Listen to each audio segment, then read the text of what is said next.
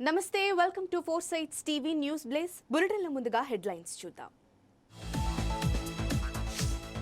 EVM VVPAT పిటిషన్లను కొట్టేసిన supreme court, వ్యవస్థలో సమతుల్యత దృక్పథం ముఖ్యమన్న ధర్మాసనం.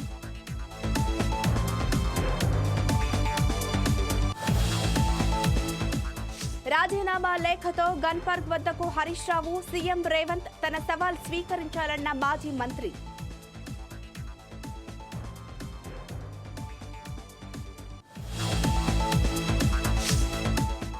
హైదరాబాద్ లో బీజేపీకి వ్యతిరేకంగా బ్యానర్లు, మోడీ ప్రభుత్వాన్ని ఎండగడుతున్న కాంగ్రెస్.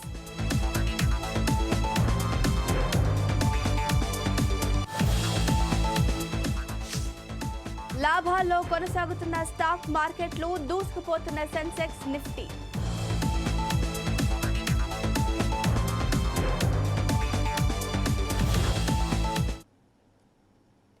బులెటిన్ డీటెయిల్స్ చూస్తే ఎన్నికల వేళ సుప్రీంకోర్టు కీలక తీర్పు వెల్లడించింది. ఈవీఎం వీవీప్యాట్లపై దాఖలైన అన్ని పిటిషన్లను సుప్రీంకోర్టు కొట్టేసింది.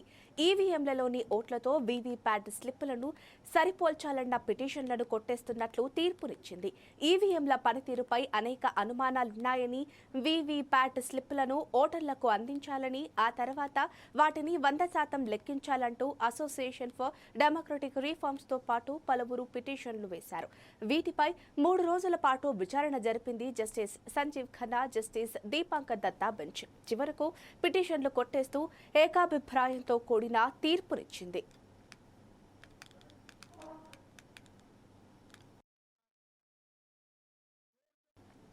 నేడు తెలంగాణకు ఉపరాష్ట్రపతి జగదీప్ ధన్కడ్ రానున్నారు. ఉపరాష్ట్రపతి జగదీప్ ధన్కడ్ శంషాబాద్ విమానాశ్రయానికి సమీపంలోని కన్హా శాంతివనాన్ని సందర్శించనున్నారు. దీంతో ఆయన పర్యటనకు పటిష్ట భద్రతా ఏర్పాట్లపై సీఎస్ శాంతికుమారి అధికారులను ఆదేశించారు. నేడు హైదరాబాద్లోని పలు ప్రాంతాల్లో ట్రాఫిక్ ఆంక్షలు అమల్లో ఉండనున్నాయి. ఈ సందర్భంగా శంషాబాద్ ట్రాఫిక్ పోలీస్ స్టేషన్ పరిధిలోని నందిగామ పరిసరాల్లో ఇవాళ ట్రాఫిక్ ఆంక్షలు విధించారు పోలీసులు. సాయంత్రం 6 గంటల వరకు ట్రాఫిక్ ఆంక్షలు అమల్లో ఉంటాయని సైబరాబాద్ ట్రాఫిక్ పోలీసులు తెలిపారు. వివిధ విభాగాల అధికారులు సమన్వయంతో పని తగిన ఏర్పాట్లు చేయాలని సూచించారు. అలాగే పటిష్టమైన భద్రత, ట్రాఫిక్ బందోబస్తు, వైద్య సౌకర్యాలు కల్పించడంతో పాటు రోడ్ల మరమ్మతులు చేపట్టారు.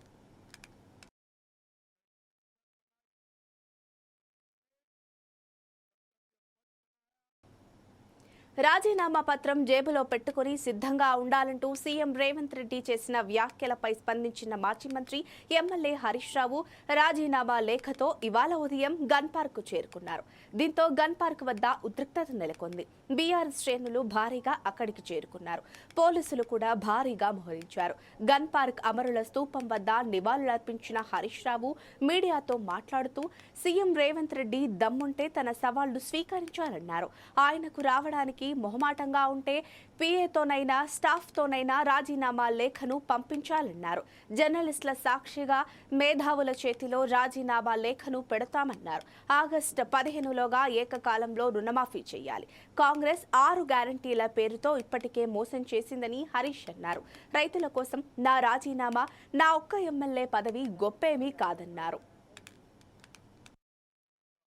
అమలు చేస్తామని బాండ్ పేపర్ల మీద రాసిచ్చి ప్రజలకు ఇచ్చిన మాట తప్పింది కాంగ్రెస్ పార్టీ. ఒక్క విషయంలో కాదు, డిసెంబర్ 9వ తేదీనే 2 లక్షల రుణమాఫీ చేస్తామని, తొలి సంతకం 6 గ్యారంటీల మీద చేస్తామని, అసెంబ్లీలో చట్టబద్ధత తెస్తామని, 100 రోజుల్లో అమలు చేసి తీరుతామని, చివరికి సోనియా గాంధీ గారి చేత కూడా రాష్ట్ర ప్రజలకు లేఖ రాయించారు. కానీ ఈరోజు మాట తప్పినటువంటి కాంగ్రెస్ ప్రభుత్వం మళ్లీ పార్లమెంట్ ఎన్నికల్లో ప్రజల్ని మోసం చేయడానికి ఇంకేమీ లేక ఈ రోజు దేవుణ్ణి కూడా వాడుకుంటున్నటువంటి పరిస్థితి ఉన్నది. అంటే బాండ్ పేపర్ల కాలం చెల్లింది, బాండ్ పేపర్ల మీద ప్రజల్ని మళ్లీ మోసం చేయలేమని చెప్పి చివరికి దేవుణ్ణి వాడుకున్నటువంటి పరిస్థితి.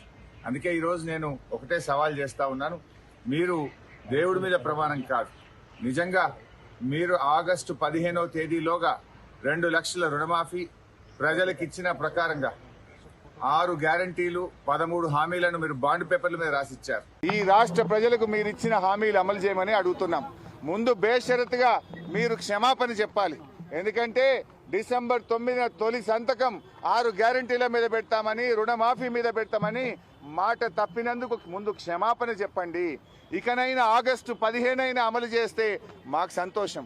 నా ఒక్కడికి ఎమ్మెల్యే పదవి కంటే ఈ రాష్ట్రంలో లక్షలాది మంది ప్రజలకు 4,000 ఆసరా పెన్షను, 4,000 నిరుద్యోగ భృతో, 2,500 రూపాయలు మహిళలకు, 2 లక్షల రుణమాఫీ జరిగితే నేను సంతోషపడతాను. 5 ఏళ్ళు నాకు పదవిలో లేకపోయినా కూడా రాష్ట్ర ప్రజలకు మేలు జరిగితే నాకు అంతకంటే ఆనందం ఇంకోటి ఉండదు. అందువల్ల నేను రాజకీయాలకు అతీతంగా స్వచ్ఛందంగా ముందుకొచ్చాను. నేను స్పీకర్ ఫార్మెట్లో కూడా నా లెటర్ ఇవ్వడానికి నేను సిద్ధంగా ఉన్నా. ఇవాళ నీ డిమాండ్లను ఇవాళ ఇక్కడ ఉండే జర్నలిస్టుల చేతిలోనే నా రాజీనామా పత్రాన్ని పెట్టి వెళ్తా ఉన్నా. స్పీకర్ ఫార్మెట్లో రాజీనామా ఆమోదించుకొని పదవికి దూరంగా ఉండడానికి నేను సిద్ధం. కానీ నువ్వు మరి ప్రజలకు ఇచ్చిన మాట నిలబెట్టుకోవాలని కోరుతా ఉన్నా.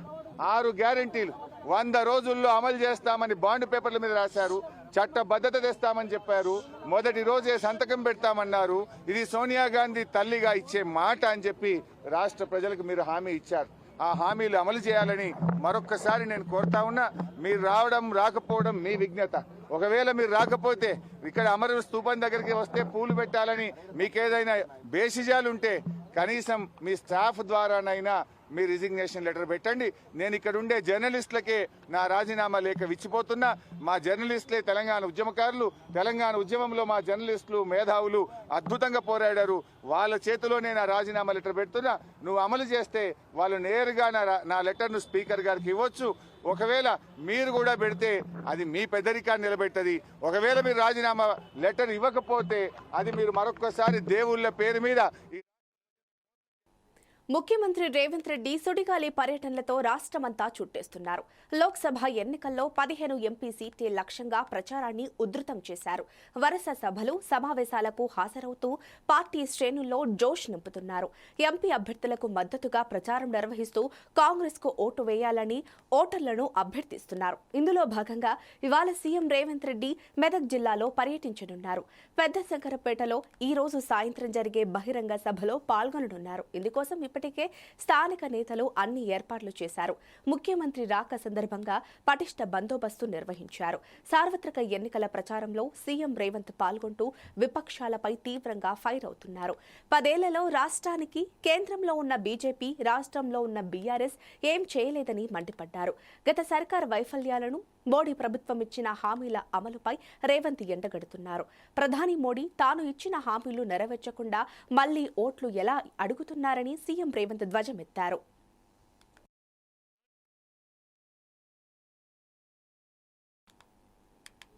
హైదరాబాద్లోని పలు బహిరంగ ప్రదేశాల్లో బీజేపీకి వ్యతిరేకంగా బ్యానర్లు వెలిశాయి.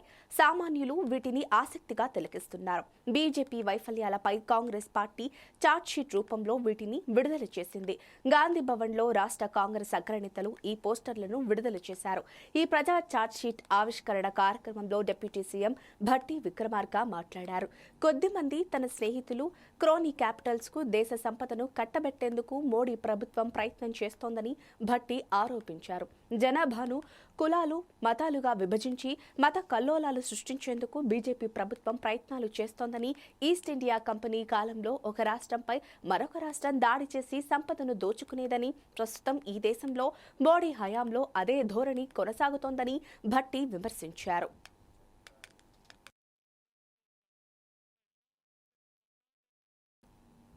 ఆంధ్రప్రదేశ్లో నిన్న నామినేషన్ల స్వీకరణ ప్రక్రియ ముగిసింది. నేడు నామినేషన్లను పరిశీలించనున్నారు. నామినేషన్ల ఉపసంహరణకు ఇంకా గడువు ఉండటంతో ఇప్పటికే కొందరు అభ్యర్థులు రెబల్గా బరిలో ఉన్నారు. వారిని ఉపసంహరించుకునే ప్రయత్నాలు జరుగుతున్నాయి. తెలంగాణలోనూ 17 పార్లమెంటు స్థానాలకు సంబంధించి 572 మంది నామినేషన్లు దాఖలు చేసినట్లు ఎన్నికల కమిషన్ వర్గాలు తెలిపాయి. ఆంధ్రప్రదేశ్లో 731 అభ్యర్థులు 25 లోక్సభ స్థానాలకు సంబంధించి ఎన్నికల బరిలో ఉన్నారు. 175 శాసనసభ నియోజకవర్గాలకు 4210 మంది నామినేషన్లు వేశారని ఎన్నికల కమిషన్ వర్గాలు వెల్లడించాయి. ఈ నెల 29వ తేదీ వరకు నామినేషన్లకు ఉపసంహరణ గడువు ఉంది. మే 13న పోలింగ్ 2 రాష్ట్రాల్లో జరగనుంది.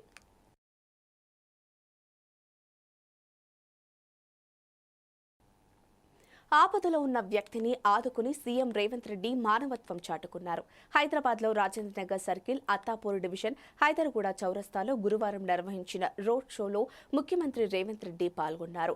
రోడ్ షోలో ఆయన ప్రసంగిస్తున్న సమయంలో ఓ వ్యక్తి కింద పడి అపస్మారక స్థితికి చేరుకున్నారు. దీంతో రేవంత్ తన కాన్వాయ్లో ఉండే అంబులెన్స్ ను పంపి మానవత్వాన్ని చాటుకున్నారు. రోడ్డు మధ్యలో ఉన్న జనాన్ని పక్కకు తప్పుకొని అంబులెన్స్ కు దారి ఇవ్వాలని ఆయన విజ్ఞప్తి చేశారు.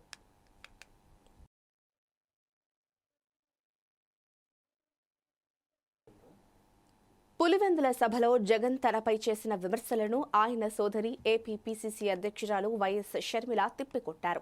ముఖ్యమంత్రి హోదాలో ఉండి బహిరంగ సభలో వేల మంది పురుషుల మధ్య సొంత చెల్లెలు ధరించిన దుస్తుల గురించి మాట్లాడిన సీఎం జగన్ దిగజారుడు రాజకీయాలు చేస్తున్నారని మండిపడ్డారు. వైఎస్ ను తిట్టిన వారు అవమానించేవారే ఇప్పుడు జగన్ కు బంధువులు అయ్యారని ధ్వజమెత్తారు. అవినాష్ రెడ్డి అమాయకుడు, చిన్నవాడని, ఆయన భవిష్యత్తును నాశనం చేస్తున్నారని జగన్ అనడంపై షర్మిల ఆగ్రహం వ్యక్తం చేశారు.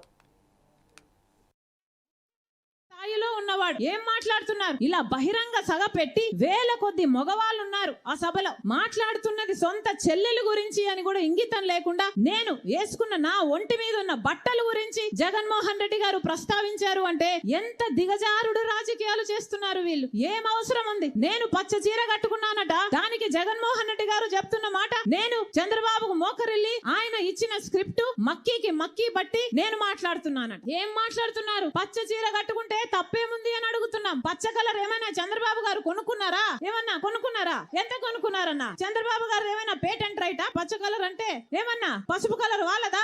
జగన్మోహన్ రెడ్డి గారు మర్చిపోయినట్టున్నారు. సాక్షి ఛానల్లో, సాక్షి పేపర్ లో ఎల్లో కలర్ ఉంటది, పసుపు కలర్ ఉంటది, పైన గుర్తుందా? పసుపు కలర్ ఉంటది. దానికి రాజశేఖర రెడ్డి గారు ఆ రోజు చెప్పిన మాట ఏ తప్పేముంది? పసుపు అంటే మంగళకరమైన రంగు, అదేం టీడీపీ వాళ్ళ సొంతం కాదు అని ఆ రోజు రాజశేఖర రెడ్డి గారే సాక్షికి పసుపు రంగు పెట్టించారు. పసుపు అన్నది మన వంటల్లో కూడా వేసుకుంటామే, అది టీడీపీ ఎప్పుడు కొనుక్కుందన్నా? వాళ్ళ సొంతమా అది? నేను పసుపు చీర వేసుకున్నానట, దానికి ఒక ముఖ్యమంత్రి హోదాలో ఉన్నవారు ఇన్ని రోజులు సోషల్ మీడియాలో వాళ్ళ వైసీపీ మూకల చేత అయితేనేమి, వాళ్ళ కుక్క బిస్కెట్లు పడేస్తే దానికి ఆశపడ్డే పేడ్ ఆర్టిస్టుల చేత అయితేనేమి సోషల్ మీడియాలో నన్ను దూషించారు, తిట్టారు, అవమానించారు, బెదిరించారు, నానా రకాలుగా అవమానించారు. ఇదంతా సరిపోలేదని ఈ రోజు ముఖ్యమంత్రిగా ఉన్న జగన్మోహన్ రెడ్డి గారు మాట్లాడుతున్నది సొంత చెల్లెల గురించి అని కూడా ఆలోచించకుండా నా ఒంటి మీద ఉన్న బట్టల గురించి ఇంతమంది మగవాళ్ళ మధ్య మాట్లాడుతున్నారు అంటే వీళ్ళకు సభ్యత ఉందా? సంస్కారం ఉందా? ఏం జరుగుతుందన్నా మన రాష్ట్రంలో? ఒక్కసారి ఆలోచన చేయాల్సిన అవసరం లేదా? నేను మక్కీ కడుతున్నానంట, మక్కీ టు మక్కీ నేను చంద్రబాబు గారి స్క్రిప్ట్ తీసుకొని నేను మాట్లాడుతున్నానట. ఎవరన్నా మక్కీ టు మక్కీ స్క్రిప్ట్ చదివేది మీటింగ్లలో ఎవరు చదువుతున్నారు? జగన్మోహన్ రెడ్డి గారు స్క్రిప్ట్ పెట్టుకొని మక్కీ టు మక్కీ వర్డ్ టు వర్డ్ చూసుకుంటూ చదివేది. టీడీపీ నేత వర్ల రామయ్య లైవ్ లో మాట్లాడుతున్నారు. ఇప్పుడు ఆ లైవ్ చూద్దాం. మీరు మరి మీ మీద 11 ఛార్జ్ షీట్లు వేశారు, వాటి గురించి ఎప్పుడు మాట్లాడరా మీరు? మీ తమ్ముడు ఇన్నోసెంట్ అని చెప్పారు, మీ తమ్ముడు బాలుడు అని చెప్పారు, మీ తమ్ముడు అమాయకుడు అని చెప్పారు, అది ఓకే. మీరు మీ పైన వేసిన 11 ఛార్జ్ షీట్ల గురించి నేను కూడా అమాయకుడిని, నేను కూడా బాలుడిని అని చెప్పలేదా మీరు? ఇంకా ఎంతకాలం రాష్ట్ర ప్రజలను మోసం చేస్తారు? ఇంకా ఎంతకాలం రాష్ట్ర ప్రజలతో నటిస్తారు గౌరవ ముఖ్యమంత్రి గారు? మీ వేషధారణతోటి, మీ మాయమాటలతోటి ఎంతకాలం రాష్ట్ర ప్రజల్ని భ్రమలో పెడతారో, ఊహాలోకాల్లో ఉంచుతారని చెప్పి కూడా నేను తెలియజేస్తున్నా. రాష్ట్ర ప్రజలందరూ కూడా అర్థమైంది. మీ బాబాయ్ గారు ఎలా హత్య చేయబడినారో రాష్ట్ర ప్రజలందరికీ తెలుసు. మీరిప్పుడు మీ తమ్ముడు అమాయకుడు, ఇన్నోసెంట్, చిన్న బాలుడు అని చెబితే నమ్మే స్థితిలో కడప నియోజకవర్గ ప్రజలు కానీ రాష్ట్ర ప్రజలు కానీ సిద్ధంగా లేరని చెప్పి కూడా తెలియజేస్తూ రాష్ట్ర ప్రజలందరికీ నేను విజ్ఞప్తి చేస్తున్నా. మన ముఖ్యమంత్రి గౌరవ జగన్మోహన్ రెడ్డి గారు పెద్ద వేషధారి, పెద్ద మోసపు మాటలు చెప్పటంలో దిట్ట, అబద్ధాలు ఆడటంలో ఆరితేరారని చెప్పి తెలియచేస్తూ ఆ ప్లాస్టర్ ఇప్పటికైనా తీసేయండి, రాష్ట్ర ప్రజల్ని భ్రమంలో ఉంచకండి అని చెప్పి కూడా తెలియచేస్తూ, మీకేమైనా ఆ డాక్టర్ ఎవరో, who is that respected doctor treating you? Medical jurisprudence తెలిసిన వాడిగా నేను అడుగుతున్నా, why are you keeping that plaster even after 13 days of the injury? Injury అయి 13 రోజులు అయితే ఇంకా ప్లాస్టర్ ఎందుకు ఉంచుతున్నారు మీరు? ఏ వైద్య శాస్త్రం ప్రకారం ఉంచుతున్నారు? రాష్ట్ర ప్రజల్ని మోసం చేయడానికి ఆ ప్లాస్టర్ పెడుతున్నారు. ఆ డాక్టర్ని కూడా అడుగుతున్నా. వేసవి సెలవులు ప్రారంభం కావడంతో చాలా మంది పుణ్యక్షేత్రాలు, ఇతర ప్రదేశాలకు వెకేషన్లను ప్లాన్ చేసుకున్నారు.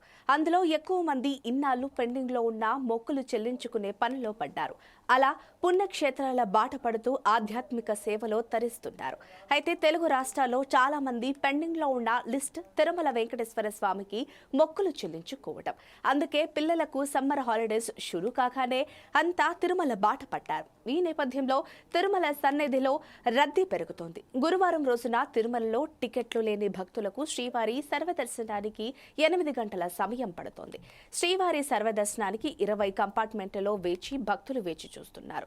ఇక నిన్న ఆ కలియుగ దైవాన్ని 61,492 మంది భక్తులు దర్శించుకున్నారు. శ్రీవారికి 27,660 మంది తలనీలాలు సమర్పించారు. గురువారం ఒక్కరోజే శ్రీవారి హుండీ ఆదాయం 2.72 కోట్లు వచ్చిందని టీడీపీ అధికారులు తెలిపారు.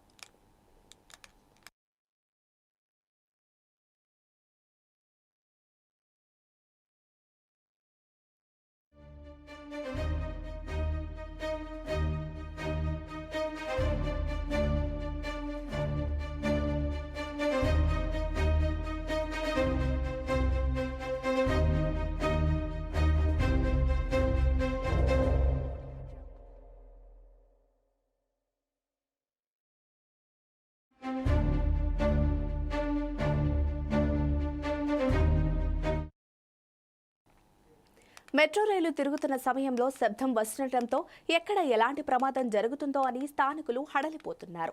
శబ్ద కాలుష్యంపై సంబంధిత అధికారులకు గతంలో కొందరు ప్రయాణికులు ఫిర్యాదు చేసినా పట్టించుకోలేదు. తాజాగా సికింద్రాబాద్ సమీపంలోని బోయగూడ మెట్రో పిల్లర్ B1006 వద్ద రైల్వే ట్రాక్ వంపులో మితిమీరిన శబ్దం వస్తోందని డాక్టర్ హనుమాన్లు హైకోర్టుకు లేఖ రాశారు. దీనిపై వివరణ ఇవ్వాలని హైకోర్టు నోటీసులు ఇచ్చిన నేపథ్యంలో మెట్రో అధికారులు అప్రమత్తమయ్యారు. క్షేత్రస్థాయిలో పరిశీలన చేపట్టి నివేదికను అందజేసేందుకు సిద్ధమవుతున్నారు. ఎల్ఎన్టీ ఆధ్వర్యంలో నడుస్తున్న మెట్రో రైళ్ల గరిష్ట వేగం గంటకు 80 కిలోమీటర్లు. ట్రాక్ ను గంటకు 90 కిలోమీటర్ల వేగంతో నడిచే విధంగా డిజైన్ చేశారు. సగటు వేగాన్ని గంటకు 33 కిలోమీటర్లతో రూపొందించారు. ప్రస్తుతం మెట్రో ఆపరేటర్లు గంటకు 80 కిలోమీటర్ల వేగంతోనే రైళ్లను నడిపిస్తున్నారు. భూమి మీద నుంచి దాదాపు 65 అడుగుల ఎత్తులో మెట్రో పిల్లర్లను నిర్మించారు. ఒక పిల్లర్కు మరో పిల్లర్కు మధ్య 180 అడుగుల దూరం పాటించారు. ఆ మేరకు ట్రాక్ ను పటిష్టంగా నిర్మించారు. ఇంతవరకు బాగానే ఉన్న రైలు నడుస్తున్న సమయంలో ట్రాక్ పై భారీ శబ్దం వస్తుండడం ప్రయాణికులను ఆందోళనకు గురి చేస్తోంది. ఇదే సమయంలో రోడ్లపై వెళుతున్న వాహనదారులు కూడా పిల్లర్లపై నుంచి వస్తున్న ధ్వని తీవ్రతకు హడలిపోతున్నారు.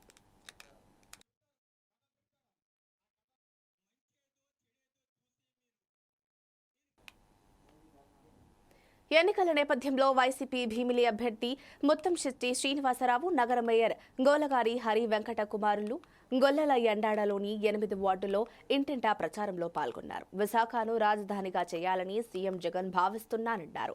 బొత్స సత్యనారాయణ మనందరికీ తెలిసిన వారని, వారి సతీమణి ఝాన్సీ ఇంతకు ముందు 2 సార్లు లోక్సభకు ఎన్నికయ్యారని ముత్తంశెట్టి తెలిపారు. వీరందరికీ ఓటు వేసి గెలిపించాలని ఆయన కోరారు. 30 ఏళ్లుగా విశాఖలోనే ఉంటున్నా విశాఖ మహానగరం ఫార్మా టూరిజం ఆక్వా హబ్గా మారుతుందని వైసీపీ ఎమ్మెల్యే అభ్యర్థి ముత్తంశెట్టి శ్రీనివాసరావు అన్నారు. దీంతో వెనుకబాటుతనం పోతుందన్నారు. గతంలో ఇక్కడ నుండి ప్రచారం మొదలు పెట్టాను, అదే సెంటిమెంట్తో మళ్లీ ఇక్కడి నుంచే ప్రచారం చేస్తున్నానన్నారు. విశాఖ భోగాపురం 6 లైన్ల రోడ్డులు వేస్తామని టీడీపీ అభ్యర్థులు ఎలక్షన్ టైంలోనే కనిపిస్తారన్నారు. చంద్రబాబు గెలిస్తే డబ్బున్న వాళ్ళు గెలిచినట్లని, జగన్ గెలిస్తే పేదవారు గెలిచినట్టే అన్నారు. భీమిలి అభ్యర్థిని అత్యధిక మెజారిటీతో గెలిపించాలని, అందరూ పార్టీ కోసం కష్టపడి వైసీపీని విజయ పథంలో నడిపించాలని శ్రీనివాసరావు కోరారు. ఎందుకంటే తెలుగుదేశం వాళ్ళు వస్తారు, తెలుగుదేశం వాళ్ళు వస్తే వాళ్ళకి మనకి తేడా ఏంటంటే ఎలక్షన్లో కూడా కనిపిస్తుంది. కరోనా కూడా ఎక్కడ పోయారండి, విద్యుత్ సైకిల్ నుంచి ఎక్కడ పోయారండి, ఎక్కడా కూడా కనిపించదు. ఎలక్షన్లో కూడా తెలుగు గుర్తొస్తారు, నేను వాళ్ళకి మాయమాటలు చెప్తారు, నేను డబ్బులు చేతులు పెడితే ఓట్లు వేసేస్తాను అనుకుంటాను. పొరపాటు. కాబట్టి ఎవరు ఎన్ని మాయమాటలు చెప్పినా నమ్మకుండా మరి తెలుగుదేశం ఎమ్మెల్యే కానీ ఎంపీ కానీ ఎప్పుడు ప్రజలకు అందుబాటులో ఉండే వ్యక్తులు కాదు. గెలిచినంతే ఓడిపోయినంతే. కానీ ఇవాళ మరి మన బొత్స ఝాన్సీ గారు కానీ బొత్స గురించి తెలుసుకున్నాను ఆయన ఎప్పుడు నిత్యం ప్రజల్లో ఉండే వ్యక్తి. మరి ఎమ్మెల్యేగా నా గురించి మీరు 10 సంవత్సరాలు చేస్తున్నారు. మరి తప్పనిసరిగా మనకు అందుబాటులో ఉండే వ్యక్తుల్ని, మనకు కష్టమైన సుఖమైన పలికే వ్యక్తుల్ని, మనకి సేవ చేసే వ్యక్తులను మనం ఎన్నుకోవాలి. తప్ప నుంచి ఈ రాజకీయాన్ని వ్యాపారం కింద కార్పొరేట్ పెట్టుబడి కింద కట్టడం విషయంలో మళ్ళీ అలా 5 ఏళ్ళ తర్వాత కనిపించే వ్యక్తుల్ని దయచేసి నమ్మొద్దని మీ అందరూ కూడా విజ్ఞప్తి చేస్తూ, ముఖ్యంగా మనందరం కూడా గర్వపడే విషయం ఏంటంటే రేపు విశాఖ రాజధాని అవ్వగానే మన ప్రాంతం నుంచి గౌరవ ముఖ్యమంత్రి గారు పరిపాలన చేస్తారు. ఎంత గొప్ప విషయం చెప్పండి. ఇక్కడ చెప్తున్నాను పోలు గత నిజం 50 ఉంది. ఇక్కడ 50 గజం ముఖ్యమంత్రి గారు మన పార్టీ రాగానే ముఖ్యమంత్రి గారు ప్రమాణ స్వీకారం చేయిందని చేసిన తెల్లారి వెంటనే ₹1,00,000 అవుతుంది. మనం ఏం పని చేయకుండా. ఎంత గొప్ప విషయం. రెండోది మన పిల్లలకి విద్యా ఉపాధి అవకాశాలు కానీ ఒక జనరేషన్ బాగుపడడానికి అవకాశం ఉంటుంది. ముఖ్యంగా ఇదేదో మనం అర్థం చేసుకోవాల్సింది లేదు జగన్ గారికి చంద్రబాబు జరిగే యుద్ధం కాదు, అలాగే అవంతి శ్రీనివాసం గంటా శ్రీనివాసం జరిగే యుద్ధం కాదు, ఒక పేదవాడికి 14 మంది జరిగే యుద్ధం ఉంది. కాబట్టి జగన్ గారు గెలిస్తే ఈ రాష్ట్రంలో పేదవాళ్ళతో గెలుస్తారు, చంద్రబాబు గెలిస్తే డబ్బుల వాళ్ళు మళ్ళీ గెలిచినట్టు. ఇందాక ఆయన చెప్పినట్టు మనందరం మళ్ళీ వాళ్ళకి బానిసంగా ఉండాల్సి. కాబట్టి దయచేసి మనందరం కూడా ఈ రోజున ఒకసారి ఆలోచనతోటి విచక్షణతోటి మరి డాక్టర్ బాబాసాహెబ్ అంబేద్కర్ ఇచ్చినటువంటి రాజ్యాంగంలో ఇచ్చినటువంటి ఓటు హక్కుని మనం సరిగ్గా వినియోగించుకుంటే మళ్ళీ మనందరం కూడా ఆత్మగౌరవంతో మన కాలంలో నిలబడే విధంగా మన ప్రాంతం అభివృద్ధి చెందుతుంది. జయశంకర్ భూపాలపల్లి జిల్లా Kataram sub division DSC Rammohan Reddy విద్యుత్ శాఖతో పాటు పోలీసు అధికారులతో ఉమ్మడి సమావేశం నిర్వహించారు. అడవిలో వన్య ప్రాణులను ప్రజలను వేటాడకుండా ఈ 2 శాఖల అధికారులు చర్యలు తీసుకోవాలని ఆదేశాలు జారీ చేశారు. వన్య ప్రాణులను వేటాడేందుకు వేటగాళ్లు ఉచ్చులతో పాటు కరెంటు ట్రాప్స్ వాడుతున్నారని, వేటగాళ్ల ఆట కట్టించాలని బాధ్యత 2 శాఖల ఉద్యోగులపై ఉందని తెలిపారు. వన్య ప్రాణులను వేటాడుతున్న వారిపై కేసులు నమోదు చేయాలని, ఎవరిని ఉపేక్షించరాదని అన్నారు. 60-70 కిలోమీటర్లు కూడా రోడ్డు దొరకదు. ఇక్కడ ఎక్స్క్లూషన్ రోడ్డే ఉంది, కానీ ఫారెస్ట్ చాలా తిక్కు ఉంది మీది. ఇక్కడ మీ అందరు కోఆపరేషన్ బాగా గుడ్ ఫారెస్ట్ అయింది బాగా. ఇంకా నెక్స్ట్ ఇప్పుడు I think it is 6 canopy forest, you know. Yes, 6 canopy forest అంటే one of the thick forest in the India. ఏముంది అంతేనా? తర్వాత నేను నల్లమల్ల కూడా చూసిన. Nallamala biggest forest in India. Nallamala forest భారతదేశంలో చాలా పెద్ద ఫారెస్ట్, అందరికన్నా పెద్ద ఫారెస్ట్ ఉంది నల్లమల్ల ఫారెస్ట్. అది 6 డిస్ట్రిక్ట్లు ఉంది. అది కూడా నేను చూసినాను, చాలా వరకు తిరిగినాను. కాబట్టి అన్ని ఫారెస్ట్ల కన్నా థిక్ ఉంది మన ఫారెస్ట్. మీ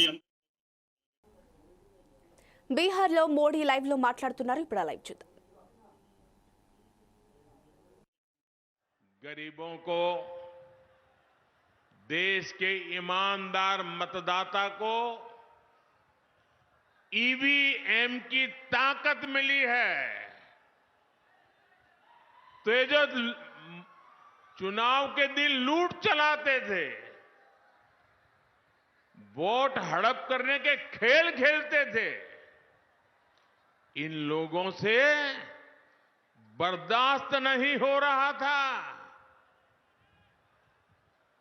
अभी भी वो परेशान है और इसलिए उनका दिन रात यही काम।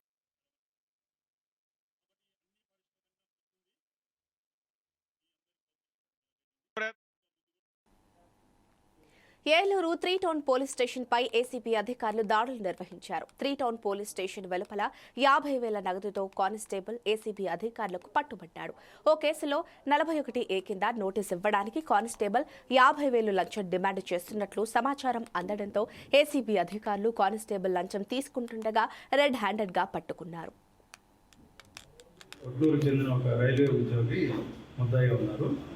దానికి సంబంధించి ఆయన హైకోర్టుకి వెళ్ళి అరెస్ట్ చేయకుండా ఒక ఆర్డర్ తెచ్చుకున్నారు. అంటే నోటీస్ 41 ఎల్సీఆర్పీసీ ప్రకారం నోటీస్ సర్వ్ చేయాలన్నట్టుగా ఒక ఆర్డర్ తీసుకున్నారు.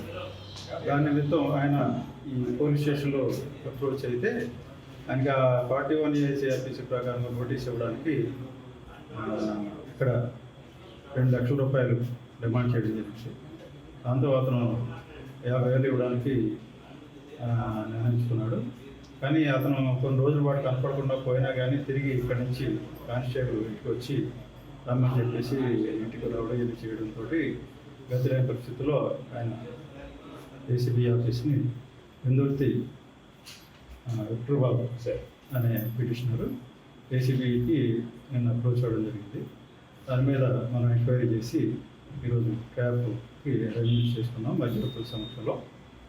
ఈరోజు రాత్రి సుమారు 8:30 గంటల సమయంలో అతను ఈ పోలీస్ స్టేషన్కి వస్తే ఇక్కడ ఒక కానిస్టేబుల్ ఇసాక్ అనే వ్యక్తిని సంప్రదిస్తే వాళ్ళు ఆ పై ఆఫీసర్తో మాట్లాడుకుని ఆయన అక్కడ 50,000 రూపాయలు ఈ స్టేషన్ బయట వచ్చి తీసుకోవడం జరిగింది. అప్పుడు మధ్యవర్తుల సమక్షంలో మనం అతన్ని పట్టుకొని అతనికి డబ్బులు తీసుకుని జేబులో బ్యాక్ సైడ్ పాకెట్లో పెట్టుకోవడం జరిగింది. 50,000 రూపాయలు కట్ట అతనికి మధ్యవర్తుల సమక్షంలో మనం ఈ కెమికల్ డస్ట్ అనేది చేయడం జరిగింది.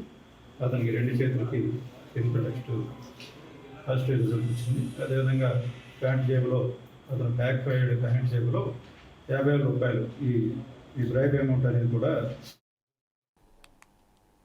ప్రధాని నరేంద్ర మోడీ నేతృత్వంలో భారత్లో మానవ హక్కుల ఉల్లంఘన పెచ్చుమీరిందని అమెరికాకు చెందిన స్వతంత్ర సంస్థ కాంగ్రెషనల్ రీసెర్చ్ సర్వీస్ ఆరోపించింది. 2019లో మోడీ సర్కారు రెండోసారి అధికారంలోకి వచ్చాక ఇది మరింత పెరిగిందని ఒక నివేదిక వెలువరించింది. బైడెన్ ప్రభుత్వం ప్రస్తుత ఆర్థిక సంవత్సరంలో భారత్కు $10.3 కోట్ల సాయం అందించాలని భావిస్తోంది. వీటిలో కొంత మొత్తాన్నైనా భారత్లో పౌర స్వేచ్ఛ, మానవ హక్కులను మెరుగుపరచడంలో ముడిపెట్టే అవకాశాన్ని చట్టసభలు పరిశీలించాలని ఈ నివేదికలో సూచించారు. హక్కుల ఉల్లంఘన తీవ్ర స్థాయిలో ఉంటోందని, కొన్నింటిలో ప్రభుత్వ సంస్థల ప్రమేయం ఉందని ఆ నివేదికను తెలిపింది. అయితే ఈ నివేదిక పూర్తి పక్షపాతంతో కూడుకున్నదని భారత విదేశీ వ్యవహారాల మంత్రిత్వ శాఖ ప్రతినిధి రణధీర్ జైస్వాల్ ఢిల్లీలో అన్నారు. దీనికి మేం ఎలాంటి విలువ ఇవ్వడం లేదని ఆయన వ్యాఖ్యానించారు.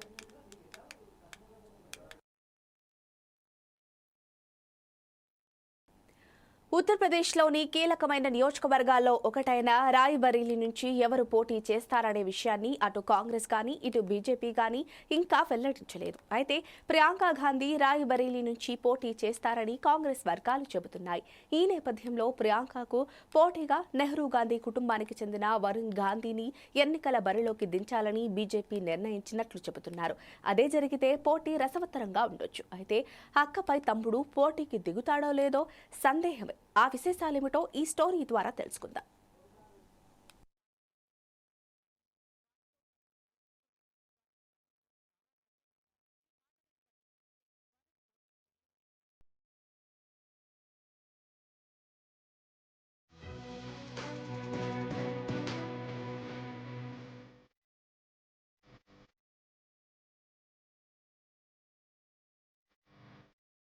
రాయ్ బరేలీ నుంచి ఎన్నికల్లో పోటీ చేసేందుకు వరుణ్ గాంధీకి బీజేపీ తాజాగా ఆఫర్ ఇచ్చిందని ఆ పార్టీ వర్గాలు అంటున్నాయి. అయితే వరుణ్ తన సోదరి ప్రియాంక గాంధీపై ఎన్నికల్లో పోటీ చేసే విషయంలో నిర్ణయం తీసుకునేందుకు కొంత సమయం అడిగారని చెబుతున్నారు. ఎందుకంటే ప్రియాంక గాంధీతో వరుణ్ కి మంచి సంబంధాలే ఉన్నాయి. కజిన్స్ తో తాను ఎప్పటికీ పోటీ పడనని, వారితో తనను పోల్చుకోనని వరుణ్ గతంలో చాలా మార్లు చెప్పారు. ఈ మాటలను బట్టి చూస్తే వరుణ్ పోటీ చేయరని అనుకోవచ్చు. అయితే బీజేపీ అధిష్టానం ఒత్తిడి చేస్తే వరుణ్ గాంధీ వైఖరిలో మార్పు వస్తుందేమో. రాయ్బరేలీ అభ్యర్థుల ప్యానెల్లో వరుణ్ గాంధీ పేరును కూడా బీజేపీ కేంద్ర నాయకత్వం చేర్చినట్లు సమాచారం. రాయ్బరేలీ సీటు కాంగ్రెస్ కు కంచు కోటగా పేరొందింది. ఇటీవలే సోనియా గాంధీ రాజ్యసభకు వెళ్లడంతో ప్రియాంక గాంధీ ఇక్కడి నుంచి పోటీ చేస్తారనే ఊహాగానాలు జోరుగా సాగుతున్నాయి. ఇలాంటి పరిస్థితుల్లో వరుణ్ గాంధీని రంగంలోకి దించితే కాంగ్రెస్ కు గట్టి పోటీ ఎదురవుతుందని బీజేపీ అంతర్గత సర్వేలో వెల్లడైందని ప్రచారం జరుగుతోంది. ఈ నేపథ్యంలోనే వరుణ్ గాంధీని ఇక్కడి నుంచి పోటీ చేయించేందుకు బీజేపీ రంగం సిద్ధం చేసిందని అంటున్నారు. ఒకవేళ వరుణ్ గాంధీ రాయ్బరేలీ నుంచి ఎన్నికల్లో పోటీ చేస్తే గాంధీ కుటుంబ సభ్యులు ఒకరిపై ఒకరు పోటీ చేయడం అనేది 40 ఏళ్ల తరువాత మళ్లీ జరిగినట్టు అవుతుంది. 1984 లోక్సభ ఎన్నికల్లో వరుణ్ గాంధీ తల్లి మేనకా గాంధీ అమేథీ నుంచి సొంత బావ రాజీవ్ గాంధీపై పోటీ చేశారు. అప్పట్లో రాజీవ్ కి 3,65,041 ఓట్లు రాగా మేనకకు 50,163 ఓట్లు మాత్రమే వచ్చాయి. 3 లక్షల ఓట్లకు పైగా మెజారిటీతో రాజీవ్ విజయం సాధించారు. మేనకా గాంధీ దారుణమైన పరాభవాన్ని ఎదుర్కొన్నారు. ఆ తర్వాత మేనకా గాంధీ, సోనియా గాంధీ కుటుంబాలు పరస్పరం ఎన్నికల్లో పోటీకి దిగలేదు. ప్రస్తుతం యూపీలోని సుల్తాన్పూర్ స్థానం నుంచి మేనకా గాంధీ మరోసారి ఎన్నికల బరిలోకి దిగారు. ఇక రాయబరేలీ గురించి చెప్పుకోవాలంటే కాంగ్రెస్ కి కంచుకోట. గాంధీల కుటుంబానికి పట్టున్న నియోజకవర్గం. ఇక్కడ నుంచి ఎవరు పోటీ చేస్తారనేది సస్పెన్స్ గా మారింది. రాయబరేలీని కూడా వదులుకుంటే కాంగ్రెస్ కి యూపీలో మిగిలేదేమీ ఉండదు. అందుకే ప్రియాంకను బరిలోకి దించాలనుకుంటున్నారు. మేనకా గాంధీతో పోలిస్తే కొంత భిన్నంగా వ్యవహరించే వరుణ్ గాంధీ అయితే రాయబరేలీ నుంచి పోటీ చేయకపోవచ్చు అంటున్నారు. వేరే అభ్యర్థి అయితే సుముఖత చూపవచ్చని సమాచారం. ఏం జరుగుతుందో వేచి చూద్దాం.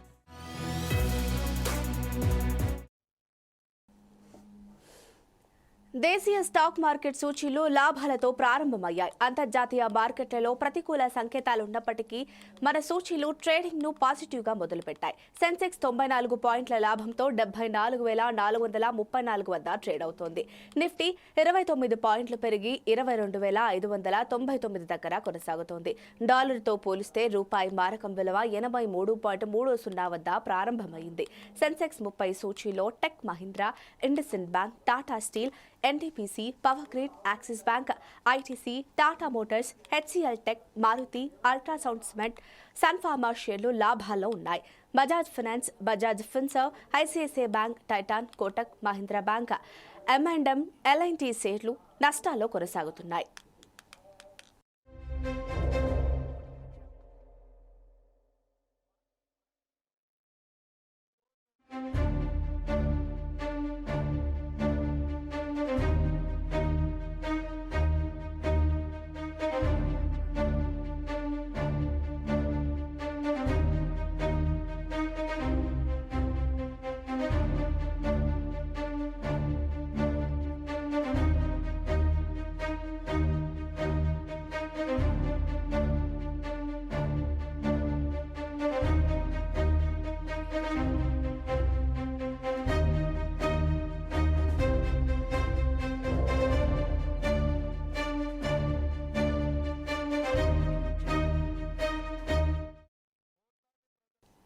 ధనుష్, నాగార్జున, అక్కినేని ప్రధాన పాత్రధారులుగా తెరకెక్కుతున్న కుబేరా చిత్రానికి శేఖర్ కమల దర్శకత్వం వహిస్తున్నారు. ఈ సినిమాలో రష్మిక కథానాయికగా చేస్తున్నారు. అమికోస్ క్రియేషన్స్ సంస్థతో కలిసి శ్రీ వెంకటేశ్వర సినిమాస్ పతాకంపై సునీల్ నారంగ్, పుష్కూర్ రామ్మోహన్ రావు ఈ సినిమాను నిర్మిస్తున్నారు. ఈ సినిమా చిత్రీకరణ ప్రస్తుతం ముంబైలో జరుగుతోంది. ధనుష్, రష్మికలపై కీలక సన్నివేశాన్ని తెరకెక్కిస్తున్నారు. 2 వారాల పాటు సాగే ఈ షెడ్యూల్లో కొన్ని యాక్షన్స్ ఘట్టాల్ని చిత్రీకరిస్తున్నట్లు సినీ వర్గాలు తెలిపాయి. సున్నితమైన అంశాలతో మనసుల్ని హత్తుకునేలా కథలు చెప్పడం శేఖర్ కమల శైలి డిఫరెంట్ గా ఉంటుంది. కుబేరాను వాణిజ్య హంగుల్ని మేళవించి శేఖర్ తన మార్క్ కథనాల్ని తెరపై ఆవిష్కరించబోతున్నారు. ధనుష్, నాగార్జున, రష్మిక పవర్ఫుల్ పాత్రల్లో కనిపిస్తారని అంటున్నారు.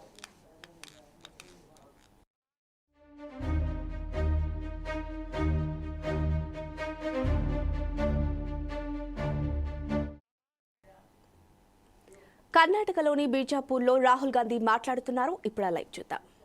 ಇವತ್ತು ಬಡ ಜನರ, ಹಿಂದುಳಿದವರ, ದಲಿತರ, ಅಲ್ಪಸಂಖ್ಯಾತರ, ಸಾಮಾನ್ಯ ಜನರ ಹತ್ರ ಸಹ ಧ್ವನಿಯಾಗಿ ಒತ್ತಾದರೂ ಇದ್ರೆ, ಅಧಿಕಾರ ಇದ್ರೆ ಅದು ಸಂವಿಧಾನದ ವತಿಯಿಂದ ಇದೆ. तो एक तरफ नरेंद्र मोदी संविधान को खत्म करने की कोशिश कर रहे हैं. उनके एमपीज ने साफ कह दिया है कि अगर वो चुनाव जीतेंगे तो संविधान को बदल देंगे और रद्द कर देंगे. ಇವತ್ತು ನರೇಂದ್ರ ಮೋದಿ ಅವರು, ಬಿಜೆಪಿ ಅವರು ಈ ಸಂವಿಧಾನವನ್ನ ನಾಶ ಮಾಡ್ಲಿಕ್ಕೆ ಹೊಂಟಿದ್ದಾರೆ. ಅವರು ತಮ್ಮ ಮಾತುಗಳನ್ನು ಹೇಳಿದ್ದಾರೆ, MP ಅವರು ಹೇಳಿದ್ದಾರೆ, ಇವತ್ತು ನಾವು ಅವ್ರ ಅಧಿಕಾರಕ್ಕೆ ಮತ್ತೆ ಬಂದ್ರೆ ಈ ಸಂವಿಧಾನವನ್ನ ನಾಶ ಮಾಡ್ತೀವಿ, ಬದಲಾವಣೆ ಮಾಡ್ತೀವಿ ಅಂತ ಹೇಳಿ. एक तरफ वो लोग और दूसरी तरफ कांग्रेस पार्टी और इंडिया अलायंस जो संविधान को, बसवना जी की विचारधारा बचाने की कोशिश कर रहे हैं. ಒಂದ್ ಕಡೆ ಈ ಭಾರತೀಯ ಜನತಾ ಪಕ್ಷ, ಈ ಮೋದಿ ಅವರು, ಇನ್ನೊಂದ್ ಕಡೆ ನಮ್ಮ ಕಾಂಗ್ರೆಸ್ ಪಕ್ಷ ಇವತ್ತು ಈ ದೇಶದ ಸಂವಿಧಾನವನ್ನ ಇಂಡಿಯಾ ಅಲಯನ್ಸ್ ಜೊತೆಗೂಡಿ ಇವತ್ತು ರಕ್ಷಣೆ ಮಾಡಲಿಕ್ಕೆ ಹೊರಟಿದೆ. नरेंद्र मोदी जी ने पिछले 10 साल 20-25 लोगों को अरबपति बनाया है हिंदुस्तान का पूरा धन उन्होंने उन व्यक्तियों को दिया। ನರೇಂದ್ರ ಮೋದಿ ಅವರು ಕಳೆದ 10 ವರ್ಷಗಳಲ್ಲಿ 20ರಿಂದ 25 ದೊಡ್ಡ ಶ್ರೀಮಂತರನ್ನ ಹುಟ್ಟಾಕಿದ್ದಾರೆ. ಭಾರತ ದೇಶದ ಸಂಪತ್ತಿ ಈ 20-25 ಜನರ ಕೈಲಿದೆ. पूरा का पूरा फायदा नरेंद्र मोदी जी ने अनी जैसे लोगों को दिया है। हिंदुस्तान के एयरपोर्ट, हिंदुस्तान के पोर्ट, हिंदुस्तान का इंफ्रास्ट्रक्चर, डिफेंस की industry, solar power industry, wind power की इंडस्ट्री, पूरा का पूरा नरेंद्र मोदी जी ने अदानी और अदानी जैसे लोगों को पकड़ा दिया है। ಇವತ್ತು ಅದಾನಿ ಅವರಿಗೆ ಈ ಭಾರತ ದೇಶದ ಎಲ್ಲ ಸಂಪತ್ತನ್ನು ನಮ್ಮಲ್ಲಿರುವಂತಹ ದೊಡ್ಡ ದೊಡ್ಡ ಕಂಪನಿಗಳನ್ನ ಇವತ್ತು ಅದು ಸೋಲಾರ್ ಎನರ್ಜಿ ಇರಬಹುದು, ಇವತ್ತು ನಮ್ಮ ವಿಮಾನ ನಿಲ್ದಾಣಗಳಿರಬಹುದು, ಇವತ್ತು ಪೋರ್ಟ್ಗಳಿರಬಹುದು, ಇವೆಲ್ಲವನ್ನು ಕೂಡ ಅದಾನಿ ಅವರಿಗೆ ಕೊಟ್ಟಿದ್ದಾರೆ. और गरीबों को कुछ नहीं मिला, ಬಡವರಿಗೆ ಏನೂ ಕೂಡ ಸಿಕ್ಕಿಲ್ಲ. कर्नाटक में हम 5 गारंटी देते हैं और आप जानते हो कि कर्नाटक में गरीबों को कितना फायदा हुआ है। ಕರ್ನಾಟಕ ರಾಜ್ಯದಲ್ಲಿ ನಾವು 5 ಗ್ಯಾರಂಟಿಗಳನ್ನ ಏನು ಕೊಟ್ಟಿದ್ದೀವಿ, ಅದರಿಂದ ಬಡವರಿಗೆ ಎಷ್ಟು ಅನುಕೂಲ ಆಗಿದೆ ಅನ್ನೋದು ತಾವು ಹೇಳಬೇಕು. ये देखो, ये जो आपने अभी ताली बजाई, ये प्रेस वाले कभी नहीं दिखाएंगे, क्योंकि ये प्रेस वाले गरीबों के नहीं हैं। ಇವತ್ತು ಜನ ಏನನ್ನು ಹರ್ಷೋದ್ಗಾರ ಮಾಡಿದ್ರಿ, ಚಪ್ಪಾಳೆ ಹೊಡೆದ್ರಿ, ಇದು ನಮ್ಮ ಕಾಂಗ್ರೆಸ್ ಪಕ್ಷಕ್ಕೆ, ನಮ್ಮ ನೀತಿಗೆ ಗ್ಯಾರಂಟಿ ಪರವಾಗಿದ್ದೀರಿ. ಇದನ್ನ ಪ್ರೆಸ್ನವರು ಕೂಡ ಅರ್ಥ ಮಾಡ್ಕೋಬೇಕು. ಈ ಪ್ರೆಸ್ನವರು ಇವತ್ತಿನ್ನೂ ಕೂಡ ಇವತ್ತು ನಮ್ಮ ಜೊತೆಗಿಲ್ಲ. ಇವರು गृह लक्ष्मी, गृह ज्योति, अन्नभाग्य, युवा निधि, शक्ति, ये 5 गारंटी हमने आपको दी, कर्नाटक के गरीब लोगों को दी। ಗೃಹ ಜ್ಯೋತಿ, ಗೃಹ ಲಕ್ಷ್ಮಿ, ಅನ್ನಭಾಗ್ಯ, ಶಕ್ತಿ ಮತ್ತು ಯುವ ನಿಧಿ, ಈ 5 ಗ್ಯಾರಂಟಿಗಳನ್ನ ಯೋಜನೆಗಳನ್ನ ಕರ್ನಾಟಕ ರಾಜ್ಯ ಜನತೆಗೆ ನಾವು ಕಾಂಗ್ರೆಸ್ ಸರ್ಕಾರ ಕೊಟ್ಟಿದ್ದೀವಿ. तो आप देखिए, वो अरबपति बनाते हैं, 25 अरबपति बनाए उन्होंने. ಅವರು ಕೋಟ್ಯಾಧೀಶರನ್ನ ಮಾಡ್ತಾರೆ, ಸೃಷ್ಟಿ ಮಾಡ್ತಾರೆ. 25 ಕೋಟ್ಯಾಧೀಶರನ್ನ ಅವರು ಹುಟ್ಟಾಕಿದ್ದಾರೆ. मैं आपको इस स्टेट से बता रहा हूं कि हमारी सरकार करोड़ों लाखपति बनाने जा रही है. ನಾನು ಈ ಒಂದು ಸಭೆಯನ್ನ ಇವತ್ತೊಂದು ಸಹ ಹೇಳ್ತೇನೆ, ನಮ್ಮ ಸರ್ಕಾರ, ನಮ್ಮ ಪಕ್ಷ ಇವತ್ತೊಂದು ಸಹ ಈ ಕರೋಡಿಪತಿಗಳನ್ನ ಹುಟ್ಟಾಕುವಂತದ್ದಲ್ಲ, ಕೆಲಸವನ್ನು ಮಾಡ್ತಾ ಇಲ್ಲ. जितना पैसा नरेंद्र मोदी जी ने अरबपतियों को दिया, उतना पैसा हम किसानों को, युवाओं को, गरीबों को, मजदूरों को देने जा रहे हैं. ಎಷ್ಟು ಕೋಟ್ಯಾಂತರ ಹಣ ಇವತ್ತು ಸಹ ನರೇಂದ್ರ ಮೋದಿ ಅವರು ಈ ಕೋಟ್ಯಾಧೀಶರಿಗೆ, ದೊಡ್ಡ ದೊಡ್ಡ ಉದ್ಯಮಿಗಳು ಕೊಟ್ಟಿದ್ದಾರೆ. ಅದನ್ನ ನಾವು ರೈತರಿಗೆ, ಬಡವರಿಗೆ, ಕೂಲಿ ಕಾರ್ಮಿಕರಿಗೆ, ಹಿಂದುಳಿದವರಿಗೆ ನಾವು ಕೊಡ್ಲಿಕ್ಕೆ ಬಯಸಿದ್ದೀವಿ. गृह लक्ष्मी स्कीम के बारे में प्रधानमंत्री ने कहा था कि अगर इसको कर्नाटक में लागू कर दिया जाए तो कर्नाटका बैंकरप्ट हो जाएगा. ಗೃಹಲಕ್ಷ್ಮಿ ಯೋಜನೆಯನ್ನ ನಾವು ಪ್ರಾರಂಭ ಮಾಡಿದಾಗ ನರೇಂದ್ರ ಮೋದಿ ಅವರು ಹೇಳು, ಈ ಗೃಹಲಕ್ಷ್ಮಿ ಯೋಜನೆಯಿಂದ ಕರ್ನಾಟಕ ರಾಜ್ಯ ದಿವಾಳಿ ಆಗ್ತದೆ ಅಂತೇಳಿ. कोई बैंकरप्ट नहीं हुआ, ಯಾವುದು ಕೂಡ ಕರ್ನಾಟಕ ರಾಜ್ಯ ದಿವಾಳಿ ಆಗಿಲ್ಲ. अब नरेंद्र मोदी जी आप सुनिए, नरेंद्र मोदी और ನೀವು ತಿಳ್ಕೊಳ್ಳಿ, ಕೇಳ್ಕೊಳ್ಳಿ.